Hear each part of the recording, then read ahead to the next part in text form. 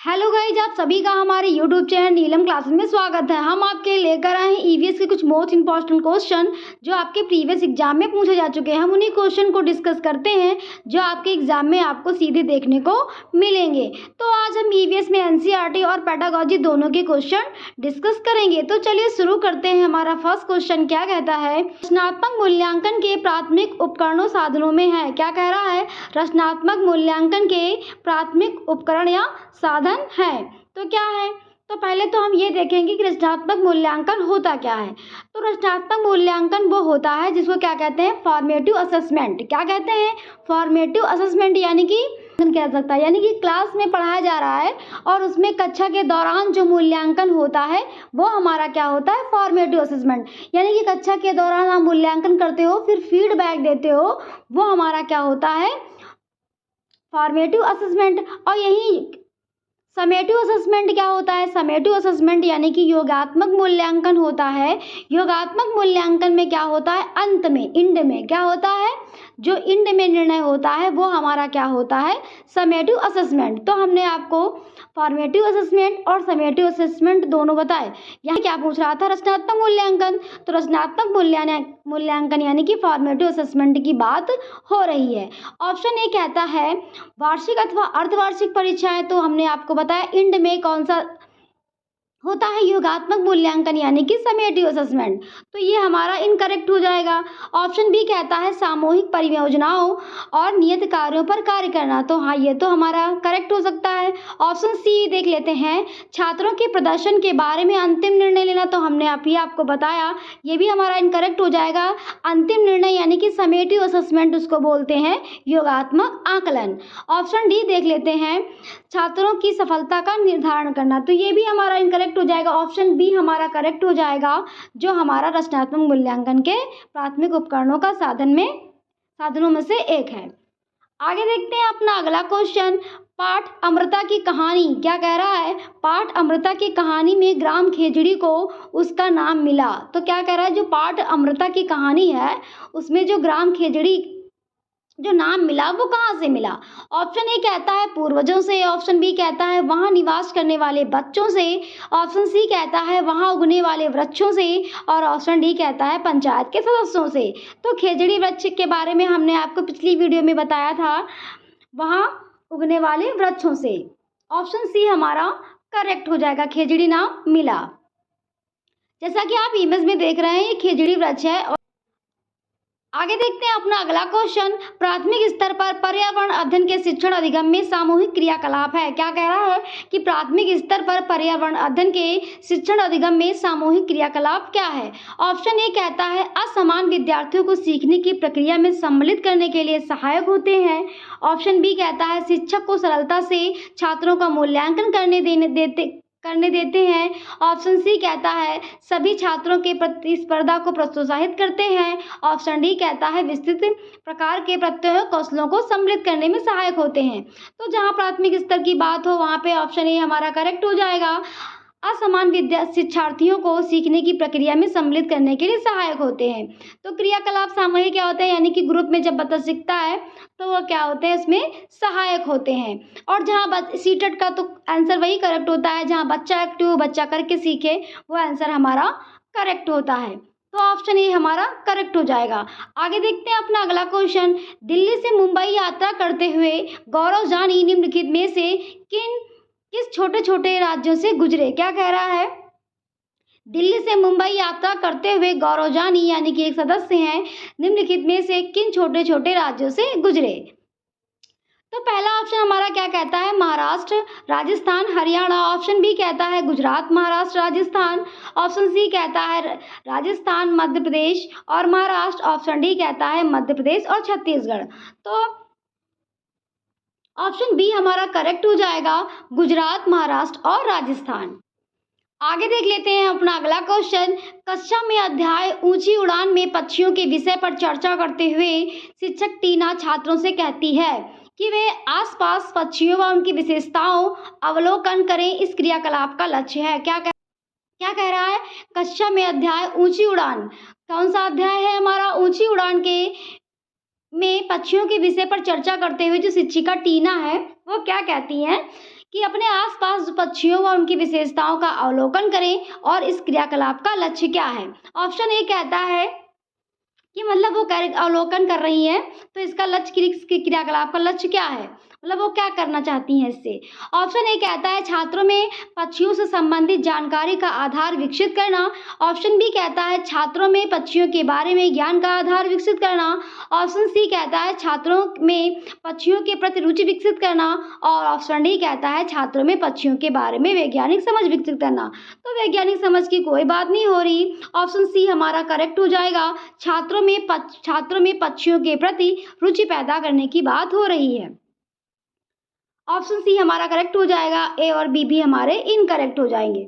आगे देखते हैं अपना अगला क्वेश्चन। कक्षा 3 की एक ईवीएस शिक्षिका प्रीति क्या है, कह रहा है क्वेश्चन हमारा कि कक्षा 3 की एक ईवीएस शिक्षिका है जिनका नाम प्रीति है, वो संप्रेषण यात्रा थीम के लिए क्या कह रही है, संप्रेषण जो कर रही है वो यात्रा थीम के लिए को रचनात्मक पद्धति का प्रयोग करके पढ़ाना चाहती हैं।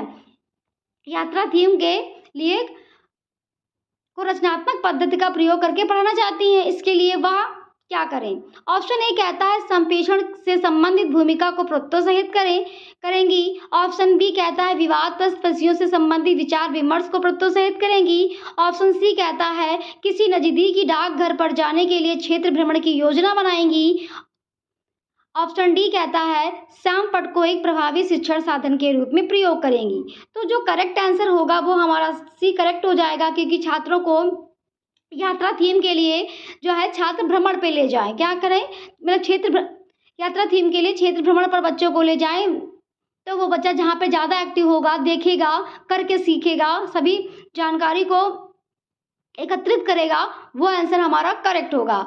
तो जब हमारा यात्रा थीम ही हमारी यात्रा है, तो उसके लिए आंसर हमारा कौन सा करेक्ट होगा, ऑप्शन नंबर सी क्या कहता है किसी नजदीकी डाकघर पर जाने के लिए क्षेत्र भ्रमण की योजना बनाएंगी। ऑप्शन सी हमारा करेक्ट हो जाएगा। आगे देखते हैं अपना अगला क्वेश्चन। निम्नलिखित में से 3 राज्यों के उस समूह को चुनिए जिसके समूह तट बंगाल की खाड़ी पर है। क्या कह रहा है, निम्नलिखित में से 3 राज्यों के उस समूह को चुनिए जिसके समुद्र तट बंगाल की खाड़ी पर है। ऑप्शन ए कहता है आंध्र प्रदेश, पश्चिम बंगाल और केरल। ऑप्शन बी कहता है तो केरल तो हमारा इनकरेक्ट हो जाएगा। ऑप्शन बी कहता है क्योंकि केरल अरब सागर की तरफ है। ऑप्शन बी कहता है आंध्र प्रदेश, तमिलनाडु और उड़ीसा। ऑप्शन सी कहता है आंध्र प्रदेश, उड़ीसा, गुजरात, तो गुजरात भी हमारा अरब सागर की तरफ है। ऑप्शन डी कहता है आंध्र प्रदेश, असम और तमिलनाडु, तो असम तो हमारा ऊपर है पूर्वी भाग पर। तो अभी हम देखेंगे मैप में देखिए, तो बंगाल की खाड़ी की तरफ ये हमारा आंध्र प्रदेश और ये हमारा उड़ीसा और ये हमारा तमिलनाडु है। तो ये तीनों किधर है, बंगाल की खाड़ी के तरफ है। तो ऑप्शन बी हमारा करेक्ट हो जाएगा, आंध्र प्रदेश, तमिलनाडु और उड़ीसा। देखते हैं अपना अगला क्वेश्चन। दृष्टिबाधित विद्यार्थियों को पर्यावरण अध्ययन पढ़ाने के लिए निम्नलिखित में से कौन सी युक्ति सर्वाधिक उपयुक्त है। क्या कह रहा है, दृष्टिबाधित विद्यार्थियों को पर्यावरण अध्ययन पढ़ाने के लिए निम्न में से कौन सी युक्ति सर्वाधिक उपयुक्त है। ऑप्शन ए कहता है कक्षा में मिश्रित सहपाठी समूह बनाएं। ऑप्शन बी कहता है स्पर्शित शिक्षण अधिगम सामग्री का अधिक उपयोग करें।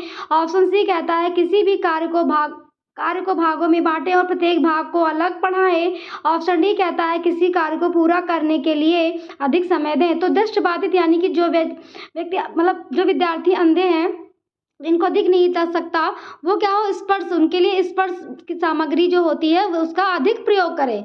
तो ऑप्शन बी हमारा करेक्ट हो जाएगा, स्पर्शित शिक्षण अधिगम सामग्री का अधिक उपयोग करें। आगे देखते हैं अपना अगला क्वेश्चन। किसी परिवार में पूर्वजों से लेकर उसके विकास को दर्शाने के लिए किस चार्ट का उपयोग किया जाता है। क्या कह रहा है क्वेश्चन हमारा, किसी परिवार के पूर्वजों से लेकर उनके विकास को दर्शाने के लिए किस चार्ट का प्रयोग किया जाता है। ऑप्शन ए कहता है प्रभाव चार्ट, ऑप्शन बी कहता है टेबल चार्ट और ऑप्शन सी कहता है समय चार्ट और ऑप्शन डी कहता है वृक्ष चार्ट। तो जो वृक्ष चार्ट होता है वो पूर्वजों से लेकर उनके विकास के लिए जो दर्शाने का, परिवार से लेकर पूर्वजों तक दर्शाने का उपयोग करता है। तो देखते हैं इमेज में, हम देखते हैं ये है फैमिली चार्ट। क्या है फैमिली चार्ट, यानी कि grand mother, grand father, father mother, uncle aunty, और ये क्या होता है हमारा फैमिली चार्ट होता है। तो यही क्या है हमारा वृक्ष चार्ट। आगे देखते हैं अपना अगला क्वेश्चन। एक अध्यापिका की इच्छा है कि वह उसके छात्रों में वनस्पतियों के बारे में समझ व ज्ञान विकसित हो। क्या कह रहा है क्वेश्चन हमारा कि एक अध्यापिका की इच्छा है कि उसके छात्रों में वनस्पतियों के बारे में समझ व ज्ञान विकसित हो। इसके लिए उसे निम्न में से क्या करना चाहिए। ऑप्शन ए कहता है वह छात्रों से पौधों के नाम कंठस्थ करके कक्षा में बताने को कहे। तो ये तो हमारा इनकरेक्ट हो जाएगा कि कोई भी ज्ञान कंठस्थ नहीं करना है, या रटने की तो बात ही सीटेट में होती ही नहीं। ऑप्शन बी कहता है छात्रों से कहे कि वह विभिन्न प्रकार के पौधों के बारे में अपने माता पिता से पूछे। ऑप्शन सी कहता है छात्रों को अपने साथ विद्यालय के बगीचे में चलने को कहें तथा वहां पर सभी पौधों की पहचान करने को कहें। तो जहाँ बच्चा एक्टिव हो, जहाँ बच्चे की हित की बात की गई हो, वो हमारा आंसर करेक्ट होता है। तो ऑप्शन सी हमारा करेक्ट हो जाएगा, क्योंकि जहाँ बच्चा एक्टिव हो वो आंसर ही हमारा करेक्ट है। ऑप्शन डी भी देख लेते हैं। छात्रों से कहें कि वह स्वयं वीडियो देखकर पौधों की पहचान करें। तो ये भी हमारा इनकरेक्ट है और बी भी हमारा इनकरेक्ट है। ऑप्शन सी हमारा करेक्ट हो जाएगा। आगे देखते हैं अपना अगला क्वेश्चन। निम्नलिखित में से कौन से कथन रचनात्मक कंठस्थ कक्षा कक्ष में अध्यापक की भूमिका का वर्णन करते हैं। क्या कह रहा है, निम्नलिखित में से कौन से कथन रचनात्मक कंठस्थविज्म कक्षा कक्ष में अध्यापक की भूमिका का वर्णन करते हैं। ऑप्शन ए कहता है पढ़ना और ज्ञान की व्याख्या करना। ऑप्शन बी कहता है विद्यार्थियों को ज्ञान निर्माण हेतु प्रेरित करना। ऑप्शन सी कहता है प्रश्न करना और व्याख्या करना। ऑप्शन डी कहता है विद्यार्थियों को व्याख्या करने हेतु प्रेरित करना। तो यहाँ पे वो कह रहा है कंठस्थविज्म कक्षा क्लासरूम की बात हो रही है, जहाँ पे बच्चा सक्रिय हो और अर्थपूर्ण ढंग से सीख सके। तो ऑप्शन बी और ऑप्शन डी हमारा करेक्ट हो जाएगा, जिसमें बच्चा एक्टिव है। अब ऑप्शन में देख लेते हैं। ऑप्शन ए कहता है ए और डी, ऑप्शन बी कहता है बी और डी, ऑप्शन सी कहता है सी और डी और ऑप्शन डी कहता है ए और डी। तो करेक्ट हमारा कौन सा था? ऑप्शन डी, जिसमें बी और डी हमारा करेक्ट था। आगे देखते हैं अपना अगला क्वेश्चन। चेराव नृत्य में व्यक्ति बांस डंडियों को पकड़कर युग्म में एक दूसरे के आमने सामने जमीन पर बैठते हैं। जैसे ही ढोल बजता है बांस को जमीन पर पीटा जाता है। नृतक बांस की डंडियों के अंदर व बाहर पैर रखते हैं, कूदते हैं और ताल पर नाचते हैं। निम्नलिखित में से कहाँ चेराव नृत्य किया जाता है? क्या कह रहा है, चेराव नृत्य में व्यक्ति बांस डंडियों को पकड़कर युग्मों में एक दूसरे के आमने सामने जमीन पर बैठते हैं। जैसे ही ढोल बजता है बांस को जमीन पर पीटा जाता है। नृतक बांस की डंडियों के अंदर व बाहर पैर रखते हैं, कूदते हैं और ताल पर नाचते हैं। निम्नलिखित में से कहाँ चेराव नृत्य किया जाता है?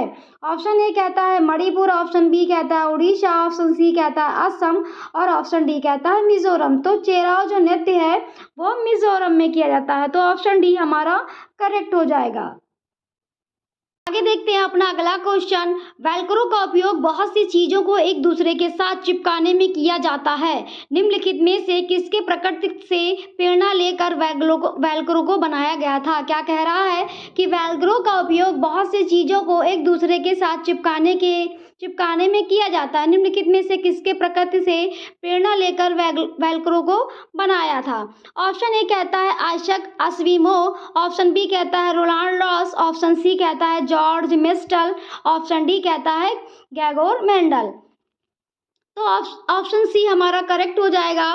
जॉर्ज मिस्टल जो है उन्होंने क्या किया, वेलक्रो को बनाया।